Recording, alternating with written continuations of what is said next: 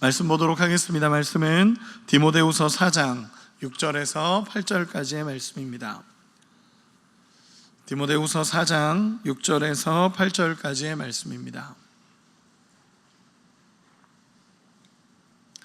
디모데후서 4장 6절에서 8절까지의 말씀, 우리 다 같이 합독하도록 하겠습니다.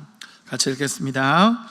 전제와 같이 내가 벌써 부어지고 나의 떠날 시각이 가까웠도다. 나는 선한 싸움을 싸우고 나의 달려갈 길을 마치고 믿음을 지켰으니 이제 후로는 나를 위하여 의의 면류관이 예비되었으므로 주 곧 의로우신 재판장이 그날에 내게 주실 것이며 내게만 아니라 주의 나타나심을 사모하는 모든 자에게도니라. 아멘. 오늘 말씀을 나누도록 하겠습니다. 달려갈 길을 마치고 라는 제목으로 오늘 말씀을 나누도록 하겠습니다. 4장 1절에서 5절의 말씀을 보면 바울이 이제 인생의 마지막을 걸어가면서, 실제로 디모데후서가 바울의 마지막 편지였죠. 이 마지막 길을 걸어가면서 자신의 영적인 아들과 같았던 디모데에게 정말 믿음으로 살아가야 함을, 말씀을 전하며 살아가야 됨을, 이 길을 포기하지 않고 끝까지 걸어가야 됨을 믿음으로 전하게 됩니다. 그리고 나서 6절에서 8절 오늘의 본문에서는 자신이 어떠한 삶을 살아왔음을 이제 고백하게 됩니다. 바울의 마지막 편지이고 마지막 장에서 자신이 걸어왔던 믿음의 길을 고백하게 됩니다. 이 노사도의, 이제 인생의 마지막을 걷고 있는 노사도의 마지막 고백입니다. 자신의 삶의 마지막 여정에 대해서 바울은 세 가지로 이야기를 합니다. 우리 같이 한 번만 읽어보겠습니다. 7절입니다. 7절 다시 한번 읽겠습니다. 시작. 나는 선한 싸움을 싸우고 나의 달려갈 길을 마치고 믿음을 지켰으니. 아멘. 이 세 가지입니다. 어떤 거냐면 믿음의 선한 싸움을 싸웠고 달려갈 길을 마쳤고 믿음을 지켰다라는 이 세 가지로 바울의 인생을 표현합니다. 이 세 가지로 끝까지 살아왔다라는 것을 바울은 이야기하고 있습니다. 이 세 가지를 중심으로 오늘 말씀을 나누자면, 첫 번째로는 바울이 선한 싸움을 싸웠다라고 고백하고 있습니다.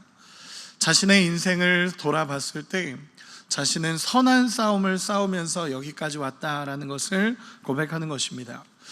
사실 디모데전서 6장에 보면, 디모데후서가 아니라 디모데전서 6장에 보면 영적인 아들과 같았던 디모데를 향해서 이 고백을 합니다. 어떤 고백이냐면 너는 믿음의 선한 싸움을 싸워야 된다라고 고백을 합니다. 그리고 나서 디모데후서로 넘어와서 자신의 마지막 인생의 고백도 나는 선한 싸움을 싸웠다라는 고백입니다.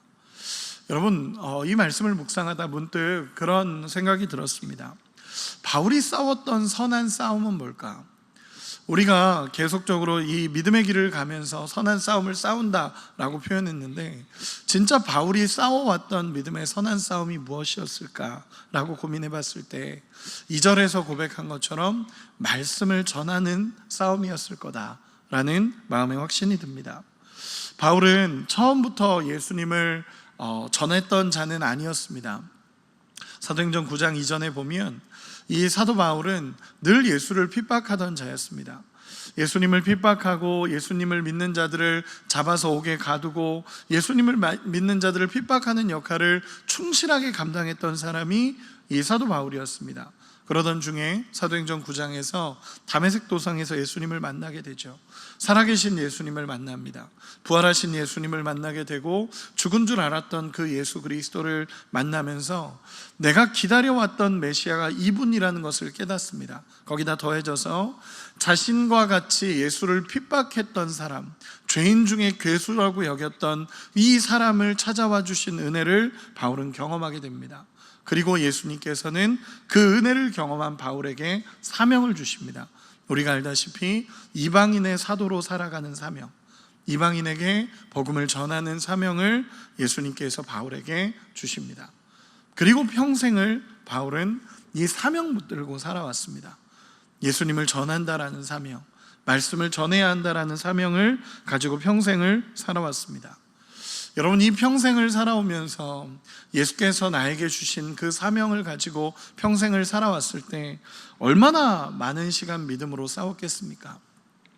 얼마나 많은 시간을 고민하면서 이 길을 걸어갔겠습니까? 정말 이 경주를 멈추고 싶은 순간이 너무 많지 않았겠습니까? 그럼에도 불구하고 바울은 이 믿음의 선한 싸움을 싸웠습니다. 날마다 복음을 전하는 싸움을 했고, 날마다 그 현장에서 예수님을 전하는 싸움을 했던 사람이 이 바울입니다. 믿음의 선한 싸움을 싸우는 과정들이 많았습니다. 제가 읽어드리겠습니다. 고린도후서 11장 24절 이하에 보면 바울이 어떤 고난 속에서 자신의 선한 싸움을 싸웠는지가 고백이 됩니다. 읽어드리겠습니다. 유대인들에게 40에서 하나 감한매를 5번 맞았으며 3번 태장으로 맞고 1번 돌로 맞고 3번 파선하고 1주야를 깊은 바다에서 지냈으며 여러 번 여행하면서 강의 위험과 강도의 위험과 동족의 위험과 이방인의 위험과 시내의 위험과 광야의 위험과 바다의 위험과 거짓 형제 중의 위험을 당하고 또 수고하고 애쓰며 여러 번 자지 못하고 줄이며 목마르고 여러 번 굶고 춥고 헐벗었노라. 아멘. 바울의 고백입니다. 우리가 복음 전도자 바울을 이렇게 생각해 보면 굉장히 뭔가 담대하고 화려하고 이 삶이 뭔가 멋있는 복음 전도자의 삶처럼 여겨지지만, 여러분, 실제 바울의 모습을 보면 너무나 연약하고 무너지고 싸우고 돌로 맞고 어려움을 겪었던 바울의 모습이 떠오릅니다. 여기서 맞았다라는 5번 맞았다라는 40에 하나 감한매라고 표현한 이 매는요, 40대를 때리면, 그 당시 형벌 중에 40대를 때리면 죽을 거라고 생각을 했기 때문에 그 가운데서 하나 감한매라고 표현을 했습니다. 그래서 39대를 때리는 거죠. 39대를 40대 맞으면 죽으니까 한 대 감아서 죽기 직전까지 때린다라는 표현입니다. 그 매를 5번을 맞았고 돌로 맞고 수없는 고난을 당했습니다. 그런데 그럼에도 불구하고 바울은 이 선한 싸움을 싸워갔다라는 것입니다. 여러분, 같은 마음을 가진 자들이 핍박할 때 더 힘들지 않겠습니까? 같은 길을 걸어가는 자들이 핍박할 때 더 어렵지 않겠습니까? 바울은 유대인들에게도 어려움을 당했습니다. 끊임없이 당신이 어떻게 사도냐라는 사도성에 대한 의심을 받았었고 외면받기 일쑤였습니다. 이 이후 구절을 보면 자신을 따르던 자들의 배신도 경험하게 됩니다. 여러분, 그 수많은 시간 속에서 자신은 믿음의 선한 싸움을 싸워왔다라고 고백하는 것입니다. 여러분, 이건 바울의 자랑이 아닙니다. 나 이렇게 살았어 라는 자랑이 아닙니다. 그간 걸어왔던 모든 길 속에 하나님이 계셨기에 함께 이 길을 걸어왔다라는 고백입니다. 믿음의 선한 싸움을 싸웠다라는 첫 번째 고백입니다. 두 번째 고백은 달려갈 길을 마쳤다라고 고백합니다. 여러분, 달려갈 길을 마쳤다라는 이 단어를 원어적으로 보니까요, 그냥 달려가다가 승리했다라는 표현이 아닙니다. 달려가서 승리했다라는 표현이 아니라 완수했다라는 표현입니다. 완료했다라는 표현입니다. 즉, 이 길을 포기하지 않고 걸어왔다라는 것입니다. 그냥 뭔가 빠르게 그 길을 뛰어가서 이기는 삶이 아니라 정말 이 길을 묵묵하게 완수해 왔던 삶을 바울은 이야기하고 있습니다. 여러분, 당시 많은 신앙인들이 믿음을 포기했습니다.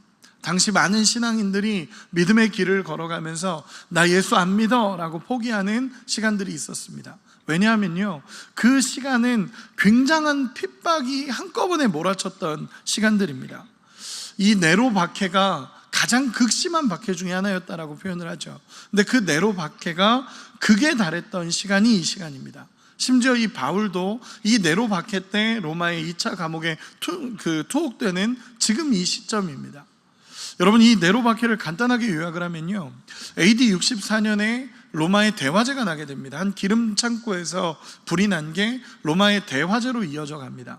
로마는 그 당시 14개 도시로 구성이 되어 있었는데 3개 도시는 전소해버립니다. 아예 도시 자체가 사라져버린 겁니다. 그리고 6개에서 7개 정도의 도시는 진짜 반 정도가 다 타버린 상황들이 벌어집니다. 그러니까 거의 10개 이상, 14개 도시 중에 10개 이상의 도시가 완전 소멸해버린 상황입니다. 엄청난 상황이죠. 처음에 그 로마인들은 슬픈 마음을 표현합니다. 내 앞에서 내 가족들이 화재로 죽고 내 가족들, 내가 사랑하는 사람들이 죽었을 때 그 슬픔들을 어떻게 표현하겠습니까? 그런데 시간이 조금 지나자 이 슬픔이 변해서 분노가 되기 시작합니다. 이 분노가 어디를 향하냐 하면 누가 불을 냈냐로 갑니다. 대체 누가 불을 낸 거냐 라고 가다가 제일 먼저 지목됐던 사람이 누구냐면 네로 황제였습니다. 그 당시 이제 어떤 기록에 보면 수에토니우스라는 로마 역사가가 기록했는데, 그 기록에 보면 네로가 로마의 도시를 굉장히 불만스럽게 생각했다라고 기록을 하고 있습니다. 그 목재로 된 도시, 그리고 구불구불한 길, 이런 걸 별로 안 좋아했다라고 합니다. 그러다 보니까 모든 시민들의 분노가 네로 황제를 향한 겁니다. 그때 네로 황제가 자신에게 오는 분노를 다른 곳으로 돌려버렸는데, 그게 뭐냐면 그리스도인들에게로 돌려버립니다. 이 로마의 끝없는 분노가, 로마의 그 가족을 잃은 분노, 누가 불을 냈냐라는 이 분노가 그리스도인들을 향하기 시작합니다. 여러분, 사실 그리스도인들이 불을 내지 않았다라는 건 사실 너무 잘 알려진 사실입니다. 왜냐하면 그 전소된 도시 중에 한 곳에 그리스도인들이 살았기 때문에 그렇습니다. 자신들의 도시까지도 전소했는데요. 그런데 그것을 그리스도인들에게 돌립니다. 그리고 완전한 모든 분노가 그리스도인들에게 쏟아지기 시작합니다. 그게 네로 박해입니다.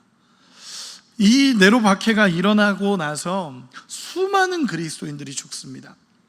수많은 그리스도인들이 죽고 수많은 그리스도인들이 배교하기 시작합니다. 실제로 배교한 사람들도 있었죠. 왜 예수님은 우리를 이런 핍박에서 건지시지 않냐라고 하면서 핍박을 경험하면서 실제로 배교하는 사람들도 있었고, 그러나 실제로 배교하는 것이 아니라 자신은 예수를 믿고 싶은데 그 고난이 너무 두려워서 배교하는 사람들도 수없이 많았습니다. 그 가운데 모든 고난이 쏟아졌고 바울 역시 그 고난 속에서 투옥된 상황입니다. 그리고 나서 이 바울은 이렇게 고백합니다. 나는 이 믿음의 길을, 선한 싸움을 싸웠고 달려갈 길을 완수했다라고 표현합니다. 즉 포기하지 않았다라는 고백입니다. 여러분, 단순한 바울의 나는 포기하지 않았어가 아니라 너도 포기하면 안 된다라는 고백입니다. 이 길을 믿음으로 걸어가야 되고 끝까지 그 어려움 속에서도 믿음을 지켜야 된다라고 하면서 믿고 따라가는 자들에게 울림을 주는 고백입니다. 이 디모데 후서를 듣고 있는 그 대상자들에게 울림을 주는 고백이 뭐냐면 이 길을 포기하지 않고 완수했다라는 표현입니다. 여러분, 우리도 마찬가지로 이 믿음의 길을 끝까지 걸어갈 수 있는 은혜가 있기를 소망합니다.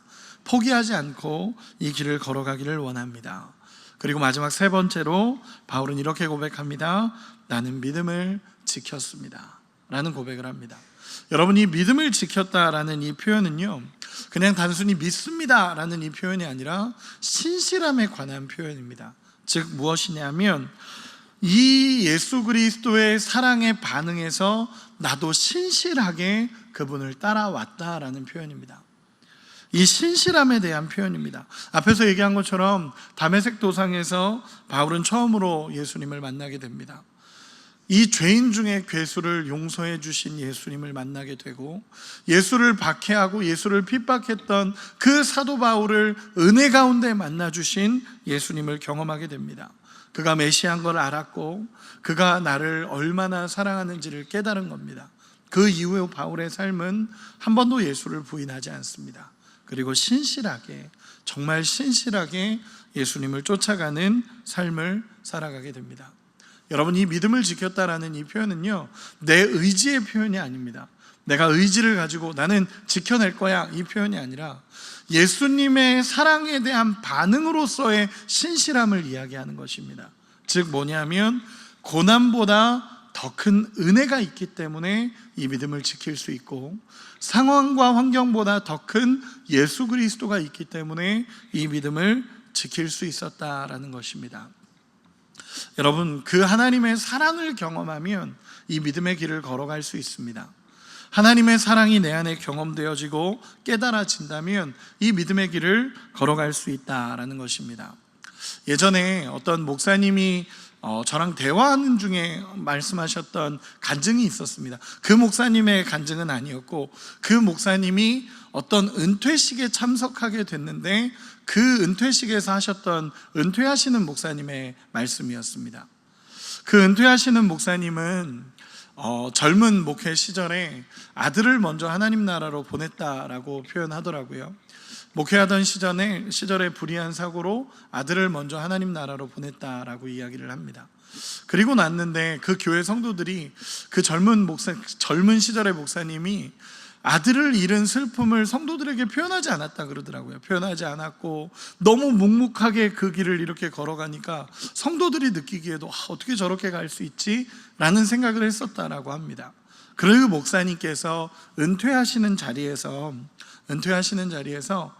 이제 하나님의 은혜였습니다, 이 모든 고백을 다 하고 하나님께서 이 길을 인도해 오셨습니다 라는 고백을 한 뒤에 성도들 앞에서 이제 진짜 마지막으로 끝나야 되는 자리인데 그 목사님이 제가 한마디만 더 해도 되겠습니까? 라고 하더라는 겁니다.